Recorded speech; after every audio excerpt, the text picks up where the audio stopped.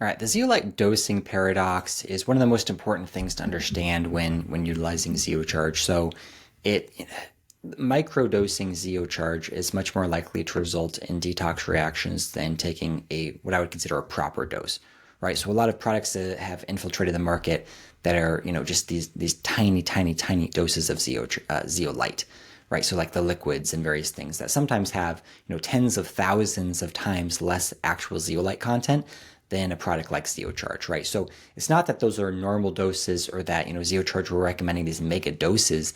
It's just that these micro doses, zeolite was never designed to be taking in this low of an amount, right? So basically, the theory, the zeolite dosing paradox, is that taking 10 milligrams of zeolite is much more likely to result in detox symptoms like headaches, irritability, joint pain, etc.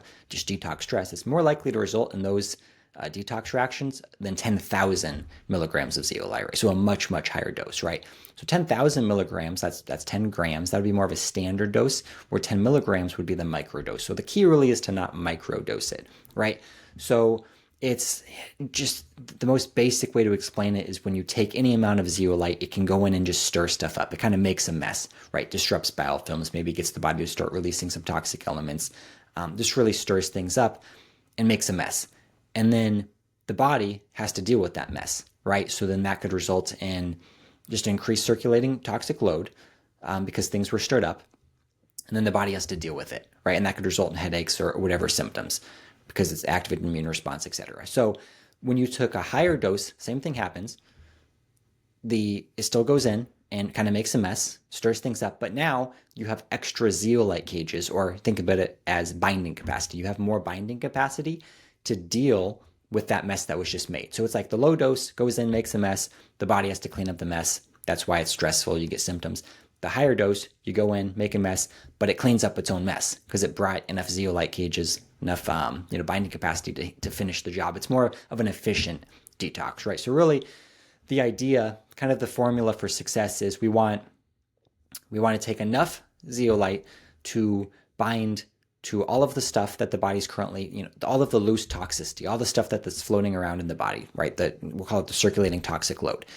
And you want enough to bind to all of that, plus have extra zeolite cages available to grab anything that the body releases during this detox process, right? So you want to bind stuff, and then if the body releases more, you still have some extra zeolite cages available for the body to grab whatever was just released, right? And that's going to give you the best opportunity to have an efficient detox with greatly reduced or no detox symptoms, because you have enough binding capacity, right?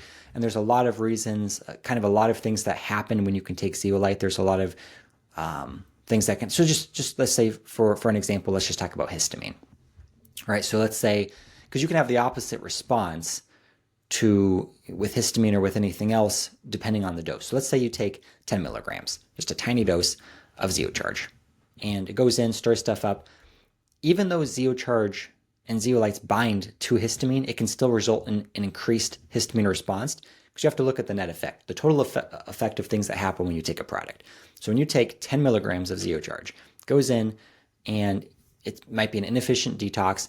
Then there's some metals that are free floating, and maybe the microbes were released, and then your body's working on this stuff. Now your body is trying to clean up this extra toxicity that results in an increased histamine response, because as the immune system is activated, then you get more of a histamine response. Now you have more circulating histamine than you did before, right? So even though ZeoCharge is directly binding to histamine, it could still result in an increased histamine response because you didn't take enough, and now it was a stressful reaction and the body produced more histamine. Let's say you took the 10,000 milligrams and it goes in. One, it is directly binding to some of the histamine, but then it's an efficient detox. It's reducing the total stress load. Maybe it's calming down the immune system because it's binding to so many of the toxic elements that the body was working on. Now you've bound them, then the immune system calms down, and now you have a net reduction in histamine because the body was increasing excess histamine in response to these other toxic elements that were floating around. And now those are gone because the ZeoCharge grabbed them. So the histamine response slows down, plus you grabbed histamine with the ZeoCharge.